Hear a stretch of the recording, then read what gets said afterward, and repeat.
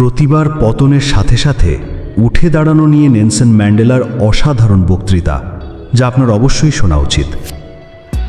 স্বাধীনতার জন্য আমার সংগ্রাম ছিল এক দীর্ঘ যাত্রা। এই পথ মোটেও সহজ ছিল না, আর আমি এমনটাও বলছি না যে আমার একার যাত্রায় অনন্য।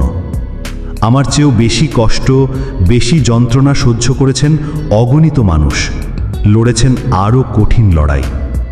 কিন্তু এই দীর্ঘ যাত্রা থেকে আমি যে শিখেছি তা হলো, আমাদের জীবনের সবচেয়ে বড় মহত্ব কখনো ব্যর্থ না হওয়ার মধ্যে নয়, বরং প্রতিবার হোঁচট খেয়ে আবার উঠে দাঁড়ানোর মধ্যেই আসল গৌরব নিহিত। এমন অনেক দিন গেছে যখন কারাগারের দেয়ালগুলো আমার হাতের শেকলের চেয়েও বেশি ভারী আর কঠিন বলে মনে হতো। কিন্তু সেই কঠিন দিনগুলোতেও আমি উপলব্ধি করেছি যে মানুষের আত্মাকে কোনোভাবেই পরাজিত করা যায় না, তা সে যতই অন্ধকার জায়গায় থাকুক না কেন। মনকে যদি সাহস আর মুক্তির আলোয় শক্তিশালী রাখা যায়, তবে তাকে কখনো বন্দী করা সম্ভব নয়।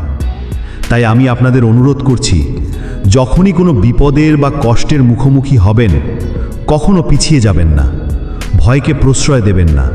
কারণ সাহস মানে ভয়ের অনুপস্থিতি নয়, বরং ভয়কে জয় করার শক্তিই হলো আসল সাহস। আমার সংগ্রামের বছরগুলো আমাকে শিখিয়েছে যে ক্ষমা হলো এক অসাধারণ শক্তি। অন্যকে ক্ষমা করার মাধ্যমে আমরা আসলে নিজেকেই মুক্ত করি। ঠিক তেমনি একটি জাতিকে নেতৃত্ব দেওয়ার আগে নিজেকে নিয়ন্ত্রণ করতে শেখা জরুরি। তাই আজ আমি এই বার্তা দিতে চাই তরুণদের, স্বপ্নচারীদের এবং সেই সমস্ত মানুষদের যাদের কণ্ঠস্বর অবহেলিত হয়েছে।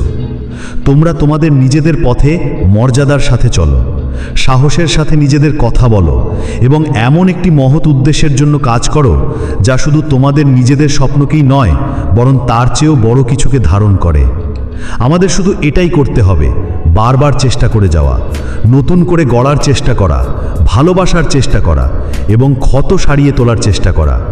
কারণ এই পৃথিবী নিখুঁত মানুষদের দ্বারা বদলায় না, বরং সেই সব অপূর্ণ মানুষদের দ্বারাই বদলায় যারা বিশ্বাস করে যে পরিবর্তন সম্ভব।